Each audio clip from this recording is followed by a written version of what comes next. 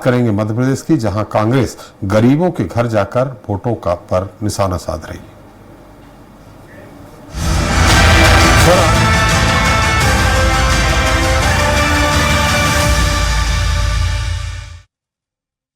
क्या कर रहे हो बात?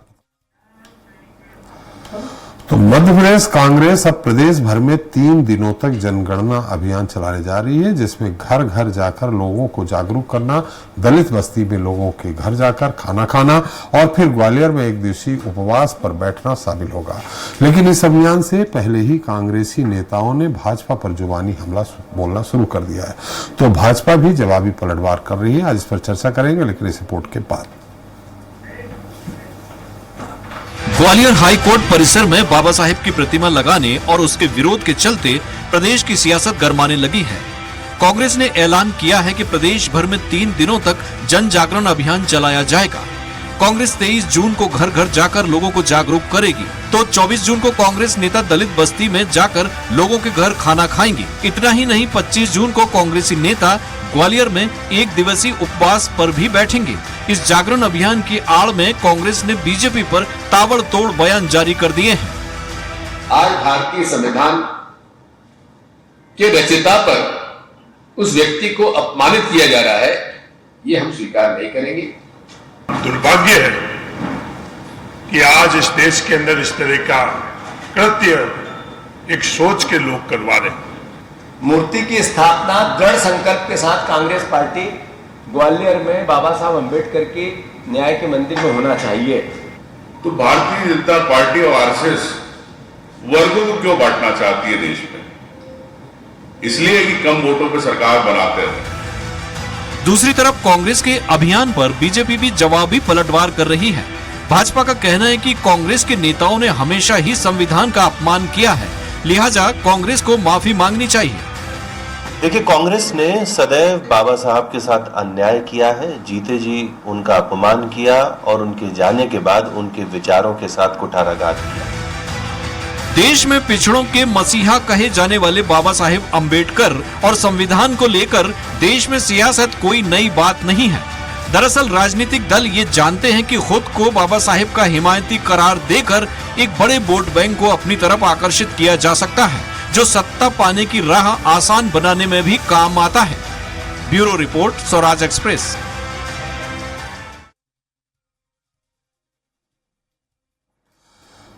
तो गरीबों के घर जाना है, वोट पर है निशाना। इस पर ज्यादा चर्चा के लिए मौजूद हैं वंदना त्रिपाठी जी हैं, बीजेपी प्रवक्ता हैं, अमित तावड़े जी हैं, कांग्रेस प्रवक्ता हैं, अनिल मिश्रा जी अंबेडकर प्रतिमा लगाने के विरोधी हैं, वकील हैं ग्वालियर से, और विश्वजीत रतोनिया जी हैं, अंबेडकर प्रतिमा लगाने के समर्थक हैं, वकील हैं ग्वालियर से। आप सभी का इस खास कार्यक्रम में बहुत बहुत स्वागत है।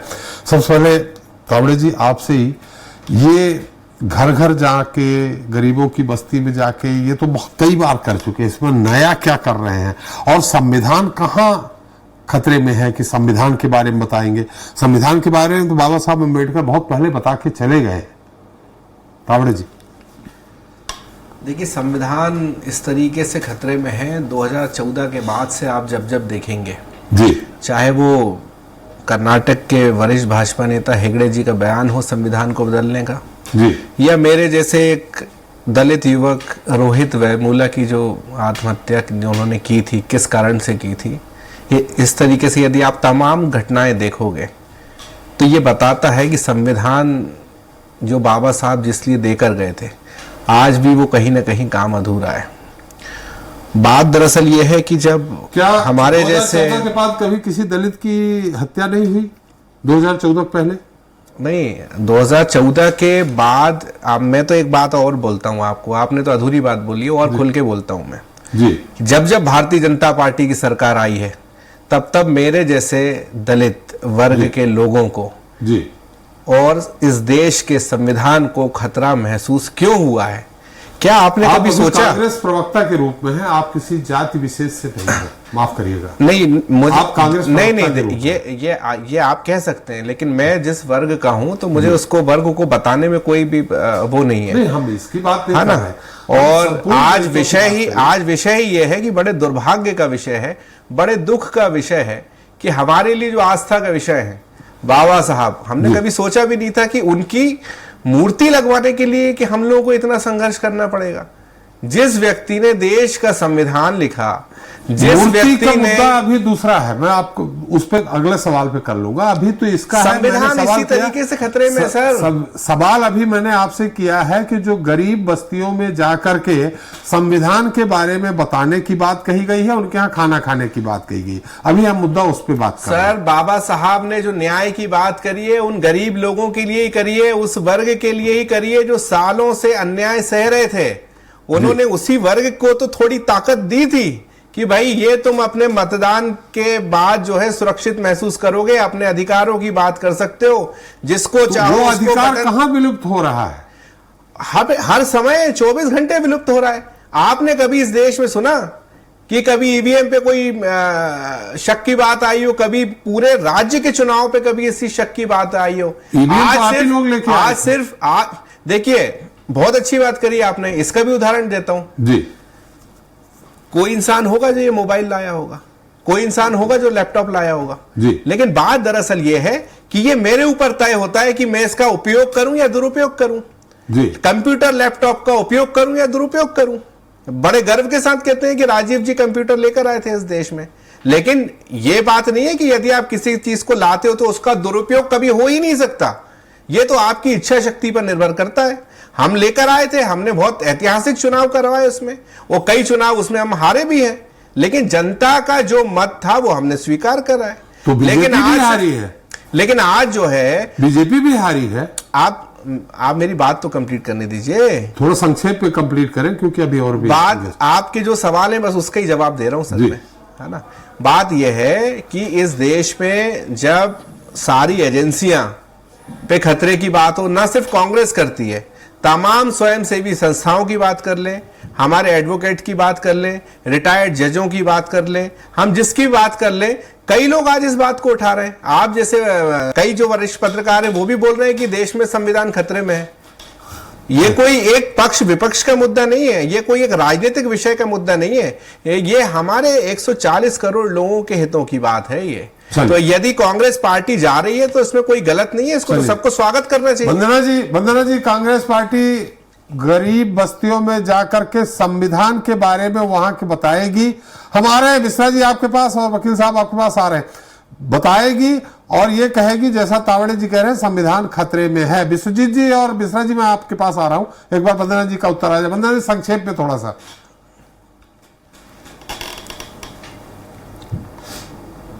वंदना जी आपकी आवाज नहीं आ रही, वंदना जी आपकी आवाज नहीं आ रही। समस्त सम्मानित पैनल को नमस्कार। एसपी त्रिपाठी जी, आपको विशेष तौर पर नमस्कार, आज आपके साक्षात्कार में डिबेट करने का मौका मिला जी, धन्यवाद। देखिए, मैं सुन रही थी अमित जी को। पहली बात तो ये कि हम एक राजनीतिक दल के नुमाइंदे हैं। अगर हम अब इस प्रकार से बैठकर जाति का डंका पीटेंगे तो क्या बाकी जातियां अमित जी आपके हिसाब से इंपॉर्टेंट नहीं है? ओबीसी वर्ग में जो आते हैं, एसटी में जो आते हैं, जनरल में जो आते हैं, अल्पसंख्यक समुदाय, जो दूसरी धर्म के लोग हैं, वो आपके लिए जरूरी नहीं है? कांग्रेस पार्टी सिर्फ दलितों की राजनीति कर रही है क्या? तो इस प्रकार की बातें आप इस इतने बड़े चैनल पर बैठ के जाति का डंका कृपया ना पीटा करें। ये आपके जैसे इतने समझदार प्रवक्ता को शोभा नहीं कर देता, पहली चीज। दूसरी चीज ये कि कांग्रेस पार्टी बस्तियों में जाकर क्या बताने वाली है कि 1962 में किस प्रकार से कांग्रेस पार्टी ने बाबा साहब को चुनाव हरवाया था, किस प्रकार से नेहरू जी ने किस प्रकार से उनका विरोध किया गया था, किस प्रकार से आपकी पार्टी में इंदिरा जी कहती थी जात पर न पात पर, वो मोहर लगेगी हाथ पर। आज जाति की बात कर रहे हैं, सिर्फ जाति। तो आपका हमेशा स्टेटमेंट क्यों बदलता है, स्टैंड क्यों बदलता है? राजीव गांधी जी इंदिरा गांधी जी के बाद आए, उन्होंने अपने अभिभाषण जब दिया था तो उन्होंने 1990 में अपने पूरे अभिभाषण में जाति का विरोध किया था, आरक्षण का विरोध किया था। और अभी रिसेंटली राहुल गांधी जी ने कहा है कि हम आरक्षण समाप्त कर देंगे। तो जब आपकी पार्टी ने हमेशा जाति जनगणना आरक्षण का विरोध किया, राहुल जी ने कब कहा, क्यों बदल गया? वंदना जी, राहुल जी ने कब कहा आरक्षण समाप्त कर देंगे? राहुल जी ने विदेशी धरा पर बैठकर एसपी साहब बोला था कि हमारी सरकार आई तो हम आरक्षण समाप्त कर देंगे। ये उनका स्टेटमेंट था। उनके स्टेटमेंट तो आप जानते हैं, वो तो अपने कार्यकर्ताओं को कभी शादी वाला घोड़ा, कभी लंगड़ा घोड़ा। चलिए उधर मत जाइए, अभी इस पे आ जाइए। तो उनके तो स्टेटमेंट उनको भी याद नहीं रहते होंगे कि उन्होंने अपने बचपने में क्या क्या बोला है। लेकिन विदेशी धरा में जाकर आप कहते हैं हम जातिगत जनगणना। नहीं कराएंगे, हम तो आरक्षण को समाप्त कर देंगे। और यहां पर आके जब मध्य प्रदेश में आते हैं तो शांति को भंग करने के लिए जाति के आधार पर लड़ाकर भिड़ाकर चले जाते हैं। आप ये बताइए कि क्या आपको याद है कांग्रेस पार्टी का स्लोगन, जात पर ना पात पर मोहर लगेगी हाथ पर, आज क्या वो स्लोगन पे चल रहे हैं? कांग्रेस पार्टी हमेशा अपना स्टैंड, अपना जो स्टेटमेंट है वो बदलती रहती है। और इनके नेता चाहे नेहरू जी हो, चाहे इंदिरा जी हो, चाहे राजीव गांधी जी हो, चाहे राहुल गांधी जी, सब ने समय समय पर जातियों का विरोध किया है, आरक्षण का विरोध किया है। और आज देखिए किस प्रकार से जातिगत जनगणना के बारे में बोलते हैं। जातिगत जनगणना की आपने बात की, कराने का कार्य तो हमारी सरकार कर रही है, भारतीय जनता पार्टी आज जातिगत जनगणना करा रही है। आपने तो सिर्फ उसको राजनीतिक रोटियां सेकने के लिए इस्तेमाल किया। चलिए वंदना जी, आ गई बात कराया? आपकी। अभी बहुत महत्वपूर्ण मुद्दा, हमारे साथ दो बहुत ही वरिष्ठ वकील बैठे हैं, ग्वालियर हाई कोर्ट से हैं, अनिल मिश्रा जी हैं। मिश्रा जी, कांग्रेस उपवास करने जा रही है हाई कोर्ट के पास बैठ के, पूरी कांग्रेस, कि वहां मूर्ति स्थापित हो अंबेडकर जी की। थोड़ा संक्षेप में, क्योंकि हमारे साथ विश्वजीत जी भी है। यही तो आश्चर्य का विषय है जी कि सारे जितने वरिष्ठ से लेके और जूनियर कांग्रेसी तक ये समझने का प्रयास नहीं कर रहे कि ये न्यायपालिका में धरना देने के बाद मूर्ति लगा पाएंगे या नहीं। जी, न्यायालय का मामला है, इनको शर्म आनी चाहिए ये कहते हो कि हम धरना देंगे, हम मूर्ति लगवाएंगे। ये होते कौन है न्यायपालिका में दखल देने वाले? ये न्यायपालिका का इंटरनल मामला है, उन्हें लगानी है या नहीं लगानी। Who are they to say? ये क्या डोमिनेट करेंगे न्यायपालिका को? न्यायपालिका को भय दिखाना चाहते हैं। ये चाहते हैं न्यायपालिका इनके बस में चले, न्यायपालिका इनके आदेश के अनुसार कार्य करे। Very shameful. बल्कि राहुल गांधी जी के बचकाना हरकत को देखिए, अभी एक स्टेटमेंट देते हैं कि 90% से हम दलित को हम 90% रिजर्वेशन कर देंगे। अरे 2 दिन में 2 स्टेटमेंट, कभी आरक्षण खत्म, कभी रिजर्वेशन 90% करेंगे। वहां कांग्रेस कभी इधर इन्हीं स्थितियों में रही तो अगले 50 बरस भूल जाए कि एक गार्ड में भी जीत सकते हैं। मैं अपील करता हूँ सबके माध्यम से कि कांग्रेस को जितने सनातनी हैं और जितने इनके फॉलोअर्स हैं सनातनी, वो सब हमारे साथ जुड़े और इनको एक वोट न दिया जाए कभी भी भविष्य में। सर नहीं, लेकिन मिश्रा जी, ये न्यायपालिका का कैसे मामला है? क्या न्यायपालिका में पेंडिंग है मामला? न्यायपालिका ने कभी कोई आदेश नहीं दिया। अभी दोबारा से बिल्डिंग कमेटी की समक्ष रिकंसिडरेशन के लिए मामला गया हुआ है, क्योंकि बिल्डिंग कमेटी होती है न्यायपालिका में, 7 सदस्य होते हैं उसके, माननीय हाईकोर्ट जज। उन हाईकोर्ट जज न्यायमूर्तियों ने पहले 5-2 के मत से रिजेक्ट कर दिया था जी। अब पुनः कंसिडरेशन के लिए गया मामला, तो आपको जब तक न्यायपालिका में कंसिडरेशन होता है आप आंदोलन की धमकी दे रहे हैं न्यायपालिका को। शर्म आनी चाहिए न्यायपालिका पर जवाब बनाते हुए। Very shameful attitude of the Congress. जी विश्वजीत जी, क्या तर्क है? न्यायपालिका में मामला है, वोट तय करेगा कोई भीम आर्मी या कांग्रेस थोड़ी तय करेगी? विश्वजीत जी देखिए, सबसे पहले मैं जो है आपको क्रांतिकारी सलाम करता हूं, और जो लोग सुन रहे हैं आज की डिबेट को उनको भी, और मेरे साथी जो पैनल है उनको भी मैं क्रांतिकारी सलाम करता हूं। असल में ये सही बात है कि न्यायालय का मुद्दा है और न्यायालयीन व्यवस्था जो है उसको सॉल्व करने का काम करेगी। लेकिन ये इस मुद्दे को जनता में लेके गया कौन? सवाल यहाँ उत्पन्न होता है। ये मुद्दा जो है जनता में गया कैसे? जब बाबा साहब की मूर्ति का अपमान हुआ, उसे अंदर नहीं घुसने दिया प्रेमाइसेस के, हाईकोर्ट प्रेमाइसेस के, तो निश्चित ही अकेले एक व्यक्ति की, एक समुदाय की, या एक वकील की, या एक समुदाय के वकील की भावना हाथ नहीं हुई, पूरे देश की भावना यहाँ हाथ हुई थी। जो संविधान अगर एक गरीब वंचितों को अधिकार दे रहा है, वो संविधान जो लोग विरोध कर रहे थे उनको भी बाबा साहब का जो विरोध हुआ, वो विरोध का अधिकार भी संविधान नहीं दिया। वो बाबा साहब के संघर्षों की वजह से ही वो मिला। तो वो मुद्दा लेके कौन गया बाहर? अगर जिन लोगों की भावनाएं हाथ हुई हैं और वो लोग अगर अपनी प्रतिक्रियाएं दे रहे हैं, तो इसमें गलत क्या है? बाबा साहब इस देश का सम्मान का विषय है। बाबा साहब विश्वजीत जी, थोड़ा सा यहाँ ट्विस्ट है विश्वजीत जी, कि बाबा साहब अंबेडकर की प्रतिमा को अंदर नहीं जाने दिया गया। ये आदेश कोई था न्यायपालिका का कि हाँ उनको अंदर लाने दिया जाए, स्थापित किया जाए? अगर न्यायपालिका की कोई प्रक्रिया है तो उसमें फिर कैसे ले जाके आप स्थापित कर सकते हैं? देखिए, सबसे पहले मैं आपको बता दूं, हम लोगों ने ज्ञापन दिया था फरवरी माह में 2025 में। उस ज्ञापन को रिकॉर्ड पर लेके आदेश हुआ। आदेश 11 मार्च को हुआ था, जो 19 मार्च को जो है मेन रजिस्ट्री से ग्वालियर रजिस्ट्री में आया, ग्वालियर रजिस्ट्रार साहब के पास आया। 20 मार्च को जो है पत्राचार हुआ तमाम विभागों को, पीडब्ल्यूडी को, कलेक्टर को एवं अन्य विभागों को। उसके बाद मीटिंग हुई, उसके बाद जो है उसको धरातल पर उस आदेश को लागू करवाने का काम किया गया।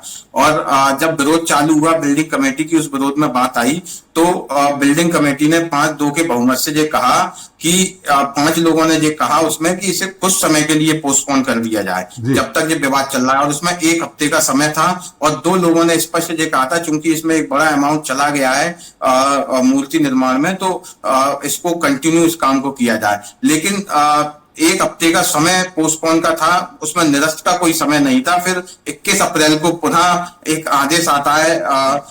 उस आदेश में स्पष्ट तौर पर लिखा होता है कि जो निर्धारित समय था, जो जिस कारण से पोस्टपोन के लिए बिल्डिंग कमेटी के 5 सदस्यों ने किया था, वो समय पूरा हो गया है और उससे ज्यादा समय हो गया है। अब इस काम को कंटिन्यू किया जाए। बाद में शेड्यूल आता है। शेड्यूल के बाद जो है 17 मई का शेड्यूल होता है। माननीय राज्यपाल महोदय का शेड्यूल आता है इनॉग्रेशन के लिए। चीफ जस्टिस महोदय का शेड्यूल आता है और 14 मई को मूर्ति हाईकोर्ट के द्वारा मंगाई जाती है। हाईकोर्ट के द्वारा मंगाई जाती है और सुबह वो मूर्ति पहुंचती है। तो जो लोग विरोध कर रहे थे, हमारे सम्मानीय अधिवक्तागण, वो उनके द्वारा मूर्ति नहीं घुसने दी जाती है। लेकिन फिर भी जो समर्थक वकील थे हम लोग, उन्होंने ये कहा कि हम चाहते हैं कि बाद के माननीय अध्यक्ष और माननीय पूर्व अध्यक्ष एवं तमाम जो लोग हैं हमारे सम्मानीय अधिवक्तागण, हम चाहते हैं उनके नेतृत्व में उनके तन से मूर्ति लगे, आपसी सामंजस्य से मूर्ति लगे।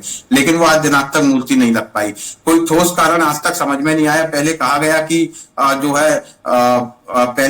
कि प्रस्तावित मूर्ति के खिलाफ, फिर कहा गया कि अंबेडकर की मूर्ति के खिलाफ, फिर कहा गया बिल्डिंग कमेटी की परमिशन नहीं है। सुजीत जी, आपकी बातों में कितनी सत्यता है? एक बार मैं आ रहा हूं वंदना जी आपके पास और तावड़े जी आपके पास 2 मिनट। मिश्रा जी, जो अभी विश्वजीत जी कह रहे हैं उसमें कितनी सत्यता है? विश्वजीत ने जो कहा उसमें एक लेशमात्र हुई सत्य नहीं है। एक्चुअल में इन लोगों ने जो चीटिंग की, बाहर में मेरे 8,000 सदस्य हैं बाहर के अभिभाषक, इनका जो लेटर ज्ञापन जैसे ये बोलते हैं, इन 15 लोगों ने अभिभाषक संघ लिख के झूठा ज्ञापन एक विशेष जाति वर्ग के उन चीफ जस्टिस साहब को दिया, सुरेश कैद को। उन सुरेश कैद जी ने उसको ये कह दिया कि मूर्ति लगाई जाएगी। और कैसे लगाई जाएगी उनका मैं आपको वीडियो जो वायरल हुआ है अभी वो भी दिखाऊंगा, जिसमें वो बोल रहे हैं कि आपस में चंदा करके मूर्ति लगाइए। इस तरह से किसी सरकारी न्यायपालिका के प्रतिष्ठान में, न्यायपालिका के समक्ष, न्यायपालिका के भवन में कोई मूर्ति की स्थापना बाहर के लोग चंदा करके लगाएंगे। Very shameful. एक चीफ जस्टिस को ये शोभा देता था, एक जाति वर्ग विशेष के 15 लोगों के हस्ताक्षर करा के उस आदमी ने ये कह दिया कि मूर्ति लगाओ। बिल्डिंग कमेटी ने सिर्फ ये कहा कि ये विरोध ज्यादा है वकीलों में, क्योंकि इनसे पूछा नहीं गया। अभिभाषक संघ का नाम झूठ बोला गया इन लोगों के द्वारा। ये थे कितने सदस्य उस ज्ञापन से? 8,000 सदस्य बाद में मेरे। उन लोगों से कोई पूछा नहीं गया। 5 न्यायमूर्तियों ने मना कर दिया कि संवादनी मूर्ति का माहौल बिगड़ा हुआ है और मूर्ति कभी भी लाने का आदेश नहीं हुआ, न बनाने का आदेश हुआ। इन लोगों ने अपना चंदा करके भारी एक मूर्ति का निर्माण करा दिया, उसे जनरल गेट पर लेके आ गए। पुलिस एडमिनिस्ट्रेशन ने और प्रशासन ने उस मूर्ति को नहीं घुसने दिया। ये असली व्यवस्था है और कुछ नहीं। बिल्डिंग कमेटी जो कमेटी है उसने रिजेक्ट किया क्या कि नहीं लगेगी? हाँ, पहले रिजेक्ट किया। उन्होंने कहा कि इसको अभी इन परिस्थितियों में स्थगित किया जाए जी, क्योंकि विरोध की परिस्थितियां थी। अब विश्वजीत जी कह रहे हैं कि सिर्फ 1 हफ्ते के लिए स्थगित करने की बात हुई थी। नहीं, कोई हफ्ता नहीं लिखा था। ये ऑर्डर दिखा देंगे, उस दिन मैं इनके वापिस हो जाऊंगा। जी, ये बोल रहे हैं। जी विश्वजीत जी, बहुत संक्षेप में। देखिए वो ऑर्डर सबके सामने है और वो ऑर्डर सबने देखा है, जिसमें और वो टिप्पणियां भी सबके सामने है। वो हाईकोर्ट के मैं समझता हूँ बाहर के सभी सम्मानीय सदस्यों के पास उपलब्ध है। और जो पूर्व हमारे मुख्य न्यायाधिपति महोदय हैं, वो एक इंटरव्यू में भी कहते हुए नजर आए कि उसमें एक टिप्पणी थी और उसमें कुछ समय के लिए पोस्टपोन था, उसके बाद जो है उसको एक हफ्ते के लिए था और उसको जो है एक महीने बाद हमने ऑर्डर लिखित किया। आदेश दिया क्या जी, चीफ जस्टिस साहब ने कोई लिखित आदेश दिया? मौखिक की बात अलग है, कोई आदेश है क्या हाई कोर्ट का? 11 मार्च का लिखित आदेश है, 21 अप्रैल का लिखित आदेश है। क्या है लिखित आदेश? माननीय चीफ जस्टिस महोदय के मूर्ति लगाने के लिए, और वो सबके समक्ष है, सब पूरे देश ने देखे हैं, पूरे प्रदेश ने देखे हैं उन आदेशों को। और उन आदेशों में स्पष्ट लिखा हुआ है कि मूर्ति लगाई जाना चाहिए। 21 अप्रैल के आदेश में स्पष्ट है। और जहां तक चंदे की बात कही जा रही है, उस चंदे में भी स्पष्ट लिखा हुआ है कि वो मूर्ति जो है उस आदेश में लिखा हुआ है कि एडवोकेट फंड से और जनरल पब्लिक के फंड से लगाई जा रही है। माननीय चीफ जस्टिस महोदय के आदेश में है। जी, तो इसमें गलत क्या है? एक मिनट मंदना जी आ रहा हूँ। बिल्कुल गलत है। मिश्रा जी वो बोल रहे हैं आदेश हुआ है लिखित। बिल्कुल कोई आदेश नहीं है चीफ जस्टिस का। चीफ जस्टिस ने ये कहा कि क्योंकि रिटायर हो गए थे कि अब समय कम बचा है और प्रक्रिया मैंने शुरू करवा दी है, इसलिए सारी आदेशों को, बिल्डिंग कमेटी के आदेशों को बाईपास करके रजिस्ट्रार को आदेश दे दिया कि मूर्ति लगवाओ किसी भी कीमत पर। इसलिए मूर्ति नहीं लग सकी। बाहर के चंदे से ये एडमिट कर रहे हैं, चंदा करके मूर्ति बनवाई गई। किस तरह से का प्रक्रिया का पालन किया गया? कोई टेंडर नहीं, कोई आदेश नहीं, कुछ नहीं, मूर्ति लगेगी। क्या अंबेडकर साहब की मूर्ति भगवान हो गई जो सब जगह स्थापित कर लोगे? अगर आज आदेश भी होता है तो मैं उस मूर्ति का विरोध करता हूँ, कहीं नहीं लगेगी वो। जी वंदना जी कुछ कहना चाह रहे थे? तावड़े जी आ रहा हूँ। देखिए इन पूरी चर्चाओं को सुनने के बाद एक बात मैं स्पष्ट कर दूं कि जिस प्रकार से विश्वजीत जी खुलकर कह रहे हैं हम लगवाएंगे, कुछ चंद अधिवक्ता ये तय नहीं कर सकते कि न्यायपालिका में किसकी मूर्ति लगेगी और किसकी नहीं। और बाबा साहब आपके नहीं है, बाबा साहब पूरे देश के हैं, संविधान पूरे देश का है और न्यायपालिका भी पूरे देश की है। और सारी न्यायपालिका एक जैसी प्रक्रिया से चलती है, आपके हिसाब से नहीं चलेंगी कि आप ग्वालियर हाईकोर्ट का सिस्टम बदल देंगे, वहां से गीता हटा देंगे, वहां अपनी मर्जी से मूर्ति स्थापित कर देंगे। न्यायपालिका पूरे देश में एक सी चलती है, कोई राजनीतिक दल नहीं है जहां आप जाके किसी आर्मी का डंका बजाएंगे। बाबा साहब सबके हैं। आज भारतीय जनता पार्टी ने बाबा साहब के पंचतीर्थ का निर्माण किया, संविधान की रक्षा करने का कार्य हम कर रहे हैं। कांग्रेस पार्टी के कहने से नहीं हो जाता कि हम संविधान बदल देंगे। इतनी बार 3 बार मोदी जी ने शपथ ली, प्रधानमंत्री बने, क्या संविधान बदला? हाँ, ये जरूर है कि जो गलत होगा उसको हम रोकेंगे, 3 तलाक होगा उसको हम रोकेंगे, धारा 370 हम हटाएंगे, राम मंदिर का निर्माण हम कराएंगे। और आप लोग जिस प्रकार से चंद अधिवक्ता ये राजनीतिक रोटियां सेकने की कोशिश कर रहे हैं, इन सारी परिचय समझ में तावड़े जी कुछ कहना चाह रहे हैं? आपका राजनीतिक मंशा है। जी तावड़े जी देखिए, मैंने अभी पूर्व वक्ता की बात बहुत अच्छे से सुनी, तो मैं उनको बड़ी विनम्रता के साथ कहना चाहता हूं कि मिश्रा जी आपके हो या ना हो, अंबेडकर साहब हमारे लिए भगवान ही है। मेरी बात सुनिए, मैं आपके बीच में नहीं बोला, मेरा हाथ जोड़ता हूं। ये बहुत सेंसिटिव मुद्दा है, बहुत सेंसिटिव मुद्दा है, बहुत सेंसिटिव मुद्दा है। आप अपनी बात रख चुकी हैं, बहुत सेंसिटिव मुद्दा है, वंदना जी रख चुकी है। मैं बात कर रहा हूं तावड़े जी मैं उनको चुप करा रहा हूं। और एक बात और मिल रहा हूं मिश्रा जी आपसे मैं हाथ जोड़ के, कि जिस तरीके से दिल्ली में बाबा साहब की मूर्ति लगी सुप्रीम कोर्ट में, डंके की चोट पर ग्वालियर में भी हम मूर्ति को लगवाएंगे, भले ही न्यायपालिका के रास्ते से लगवाएंगे, इसमें अपने जान की आहुति भी देना पड़े तो हम लगवाएंगे। ये 5000 सालों के जो षड्यंत्र हैं ये हम बिल्कुल नहीं चलने देंगे, डंके की चोट पर वहां पर मूर्ति लगवाएंगे। अच्छा ये बताइए तावड़े जी, आपकी इतने दिनों तक कांग्रेस की सरकार रही, आपने बाबा साहब के लिए क्या किया? अगर लंदन में स्मारक बनाना हो, जहां दिल्ली में जहां अंतिम समय बाबा साहब रहे उसका उद्धार करना हो, ये सब मोदी जी ने किया। आपकी कांग्रेस ने बाबा साहब को 2 चुनाव हरवाए, एक उपचुनाव हरवाया, एक बंबई से मुख्य चुनाव हरवाया।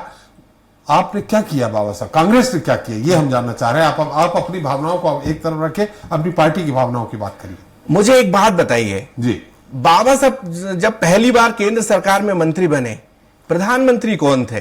कौन? सरकार किसकी थी? अरे सब ये सम्मान किसने दिया सर? मिली जुली थी सर। ये सम्मान किसने दिया? मिली जुली थी सर। ये सम्मान किसने दिया? बाबा साहब। सर सम्मान किसने दिया? अरे मुझे एक बात सवाल तो सुन लीजिए। मुझे एक बात और बताइए आप कब बनी थी सरकार? 1924 में जब राष्ट्रीय स्वयंसेवक संघ बन चुका था तो बाबा साहब वहां क्यों नहीं गए?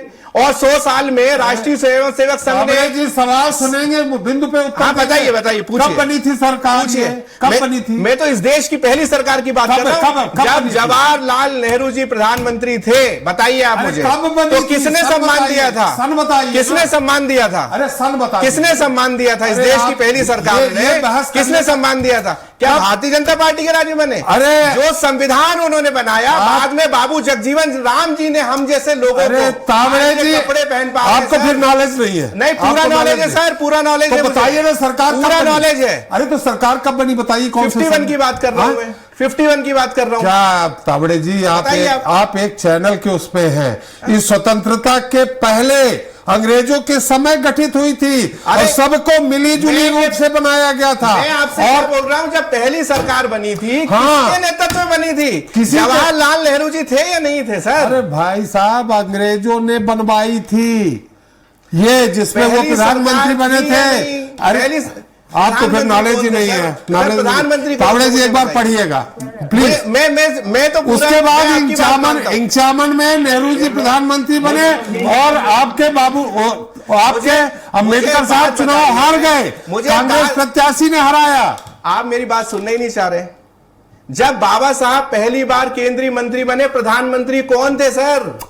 भैया हम और आप 6 लोग हैं यहाँ। हाँ। 5 लोग हैं। हाँ। इनमें एक प्रधानमंत्री, एक कानून मंत्री, एक मंत्री ऐसे बनाए गए थे, चुने हुए नहीं थे। अरे तो सर किसने, आपके और हमारे परिवारों में से कोई क्यों नहीं बना? बाबा साहब को सम्मान देना था। अरे तो भाई बहुत सारे बने भाई, उसमें सरदार वल्लभ भाई पटेल भी थे।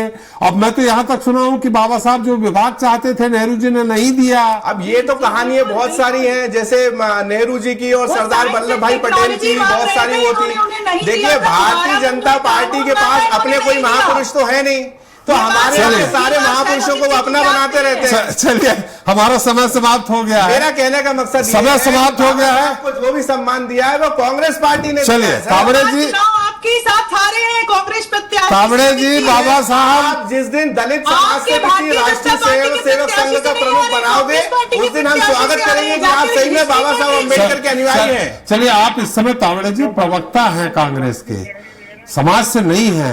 और आपको मैं आज बता दूं सबके सामने पूरे चैनल में कि जब सुन तो लीजिए, चुनी हुई सरकार जब बनी है तब बाबा साहब चुनाव हार गए थे। मैं आपको भाई, आप मेरी बात फिर से रिपीट करवा लीजिए। जो आप मेरे मुंह से कहलवाना चाहते हैं वो बात नहीं है। मैं शुरू से बोल रहा हूँ कि पहली सरकार जिसमें जवाहरलाल नेहरू जी प्रधानमंत्री थे, उसमें थे कि नहीं बाबा साहब? चलिए आखिर किसने दिया? वो किसने बनवाई थी? क्या जनसंघ ने दिया था? क्या राष्ट्रीय स्वयंसेवक संघ ने दिया था? चलिए आपकी पार्टी ने नहीं दिया। किसने बनवाई वो बात अलग है। चलिए हमारा समय समाप्त हो गया। वंदना जी बहुत बहुत धन्यवाद। तावड़े जी आपका बहुत बहुत धन्यवाद। अनिल जी आपका भी, विश्वजीत जी आपका भी हमारे साथ चर्चा में शरीक होने के लिए, अपना समय देने के लिए।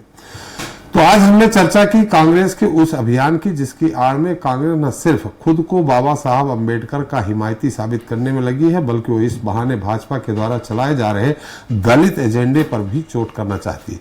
शायद कांग्रेस को लगता है कि बीते लोकसभा चुनाव में मिली कामयाबी भी कांग्रेस के उस प्रचार का असर था जिसमें भाजपा को न सिर्फ संविधान विरोधी कहकर संबोधित किया गया था, बल्कि कांग्रेस जनता को ये डर भी दिखा रही है कि भाजपा देश का संविधान बदलने जा रही है।